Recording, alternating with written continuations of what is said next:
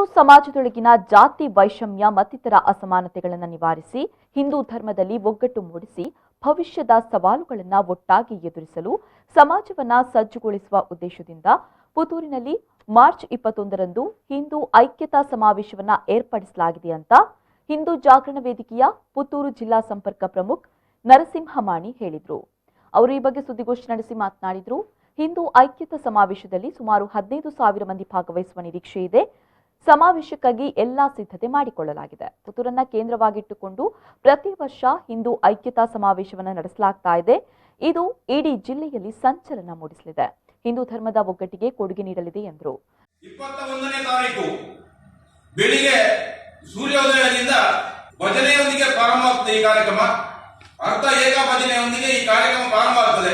ಈ ಭಜನಾ ಕಾರ್ಯಕ್ರಮವನ್ನ ಉದ್ಘಾಟನೆಯನ್ನು ಮಾಡಲಿಕ್ಕಿದ್ದಾರೆ ಶಶಾಂಕ್ ಕೊಟೇಚ, ಅಧ್ಯಕ್ಷರು ಸಾರ್ವಜನಿಕ ಗಣೇಶೋತ್ಸವ ಸಮಿತಿ ಪುತ್ತೂರು. ಈ ಕಾರ್ಯಕ್ರಮದ ಭಜನಾ ಕಾರ್ಯಕ್ರಮದ ಉದ್ಘಾಟನೆಯ ಅಧ್ಯಕ್ಷ ಸ್ಥಾನವನ್ನು ವಹಿಸಿಕೊಳ್ಳಲಿಕ್ಕಿದ್ದಾರೆ ಹಿಂದೂ ಜಾಗರಣ ವೇದಿಕೆಯ ಪುತ್ತೂರು ನಗರದ ಗೌರವಾಧ್ಯಕ್ಷರಾಗಿರುವಂತಹ ಶ್ರೀ ಪ್ರಕಾಶ್ ಚಂದ್ರ ರೈ ಕುಂಜಾಳಿ.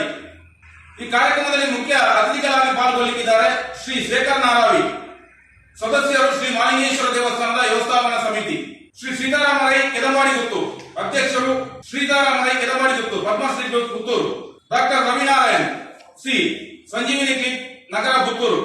ಇವರೆಲ್ಲರ ಗಣ್ಯರ ಉಪಸ್ಥಿತಿಯಲ್ಲಿ ಅರ್ಧ ಏಕ ಭಜನಾ ಕಾರ್ಯಕ್ರಮ ಪ್ರಾರಂಭಗೊಂಡು ಮಧ್ಯಾಹ್ನ ಭಜನೆ ಕಾರ್ಯಕ್ರಮ ಮುಕ್ತಾಯಗೊಂಡು ಆ ನಂತರ 4 ಗಂಟೆಗೆ ಸರಿಯಾಗಿ ಸಭಾ ಕಾರ್ಯಕ್ರಮದ ವೇದಿಕೆಯ ಬದಿಯಲ್ಲಿ ಸಾರ್ವಜನಿಕ ಸತ್ಯನಾರಾಯಣ ಪೂಜಾ ಮಂಟಪದಲ್ಲಿ ಸಾರ್ವಜನಿಕ ಸತ್ಯನಾರಾಯಣ ಪೂಜೆ ಬ್ರಹ್ಮಶ್ರೀ ವೇದಮೂರ್ತಿ ಕುಂಟಾರು ರವಿಚಂದ್ರ ಅವರ ನೇತೃತ್ವದಲ್ಲಿ ಪ್ರಾರಂಭವಾಗಲಿದೆ. ಸುದ್ದಿಗೋಷ್ಠಿಯಲ್ಲಿ ಹಿಂದೂ ಜಾಗರಣ ವೇದಿಕೆಯ ಜಿಲ್ಲಾ ಪ್ರಧಾನ ಕಾರ್ಯದರ್ಶಿ ಅಜಿತ್ ಹೊಸಮನೆ, ನಗರಾಧ್ಯಕ್ಷ ಪುಷ್ಪರಾಜ್ ದರ್ಬೆ, ತಾಲೂಕು ಪ್ರಧಾನ ಕಾರ್ಯದರ್ಶಿ ಅವಿನಾಶ್ ಪುರುಷರಕಟ್ಟೆ, ಜಿಲ್ಲಾ ಕಾರ್ಯದರ್ಶಿ ಚಿನ್ಮಯ ಈಶ್ವರಮಂಗಲ ಉಪಸ್ಥಿತರಿದ್ದರು.